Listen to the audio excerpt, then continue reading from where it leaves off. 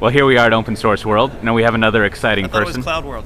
Oh wait, yeah, that's right. It's Open Source World, Cloud World, and Slash. and then the one that doesn't really fit the world thing is the next generation data center. There you go. If I the NGDS, right? Trifecta. And why don't you go ahead and introduce yourself? I'm Bill Karpovich, co-founder and CEO of Zenoss. And I thought we've been hanging out on and off throughout this conference here, and I thought I'd buttonhole you here to just get a little update of what's been going on with Zenoss. All right, let's do it. So what's the most recent news that you guys have? I'm out of here, so I have no idea what's actually happening.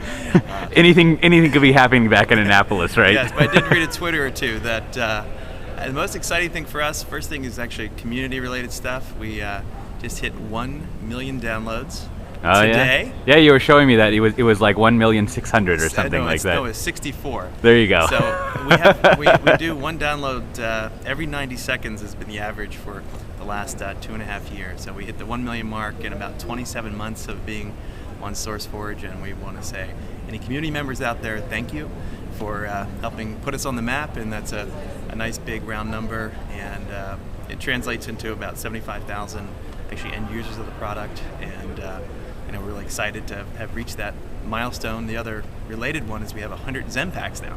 Yeah, I saw that one too. Yeah, exactly. So that's good because not only people are coming and using the product, and they're also engaging and innovating on the platform, which is a key part of making this whole thing work. So we hit the 100 mark. It's some really interesting stuff that people are building, and that's always the fun, the exciting part of this. You anticipate that you're going to get certain things, and right. There's all the things that you don't anticipate.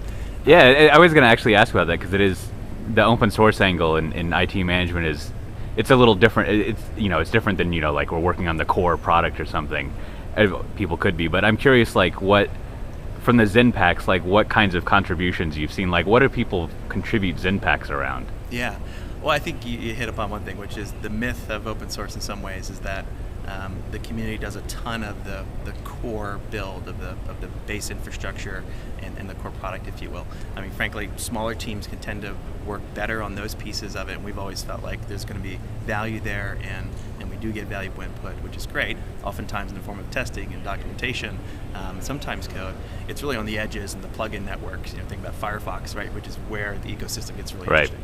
And in IT management, since there's this infinite set of devices and technologies and applications that are always refreshing and being rolled out, a community is perfectly well designed to keep up with that. And the IT administrators who are actually managing these technologies are the folks who have the subject matter expertise to go and say, hey, this is what's relevant around managing this version of Linux XYZ, or this new Cisco device, right, or this application.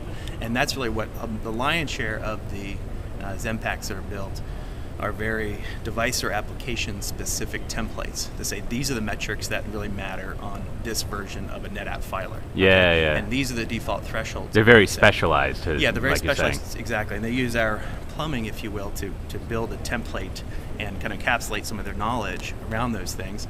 And that's the lion's share of them. And then there's other things that are much more creative and innovative. Things like an iPhone app or a system tray application that helps make it more easy to digest some of the alerts coming from Zenoss.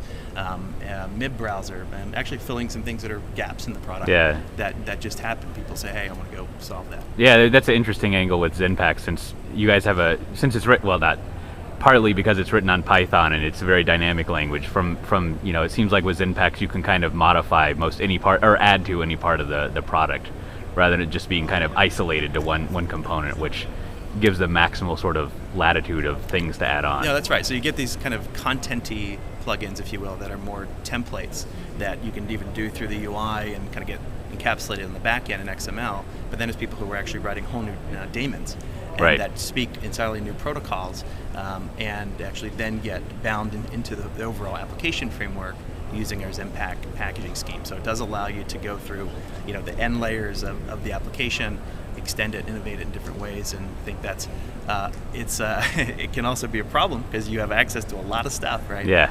But you can really innovate where you need to. Yeah. And that's one of the challenges that some of the legacy apps really struggled with, which is how to create that way of getting to it and modifying it at the right level. Yeah, I think your community manager Matt Ray was telling me about one Zenpack that was like for monitoring a Russian ATM network. and you know, I mean, it's a perfect example of like just how specific something can get, that it's kind of like, you know, you guys would never really do that. About going and building that too. Right? That's right. But you know, it's like, oh great, now we can do that. Yeah. Now Zenoss can do that, right? Yeah, exactly. So there's the community stuff which is happening, which is fantastic. The other side of our business, you know, this is commercial open source. What we're focused on commercially is maybe less fun and exciting, but really important. You go to the homepage of our website, we're asking, hey, show us the bill from your legacy management vendor, and we'll give you a solution that does, you know, more than what you've got going today, and we're going to make it much more cost effective for you.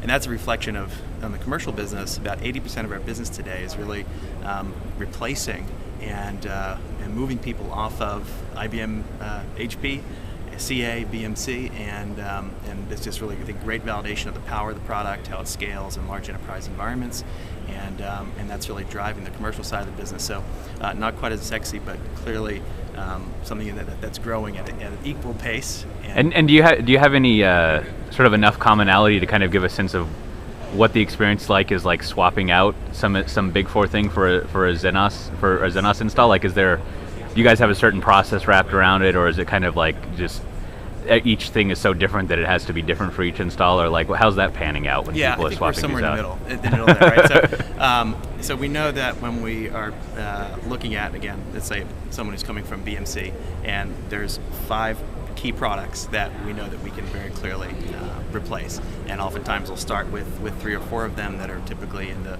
performance and availability monitoring domain, and those can phase 1 will be get rid of those, and then we can move into replacing some of the event management, incident management products, right, and that's going to be a second phase to provide the overall event management and service management context.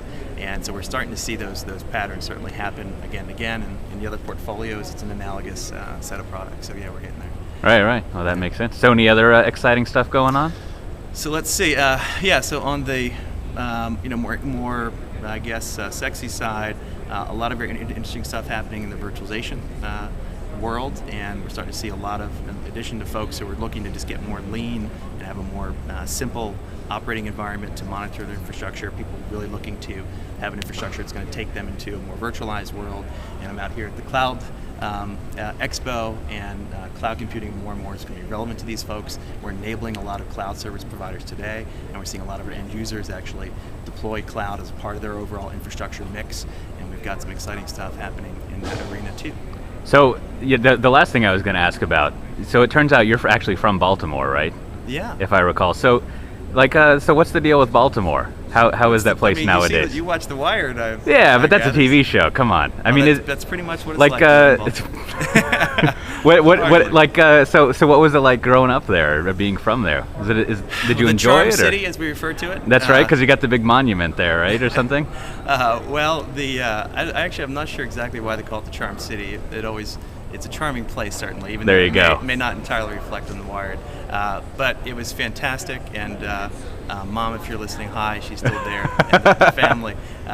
It's interesting. I think for me, the interesting things is growing up in Baltimore is realizing that snowballs. You ever had a snowball? Oh yeah. You have? Well, I don't know. Maybe. No, you've never had a snowball. Maybe I haven't ever had one. There's so many different ones. So why don't you tell me what the Baltimore snowball is? The Baltimore is? snowball is really a thing of ice you get in a cup, and you have this very sugary syrup that you put on top of it. Okay. Egg custard would be a big favorite. We have New Orleans snow cones down in Austin. It's not unlike it's like condensed milk we put on top of it.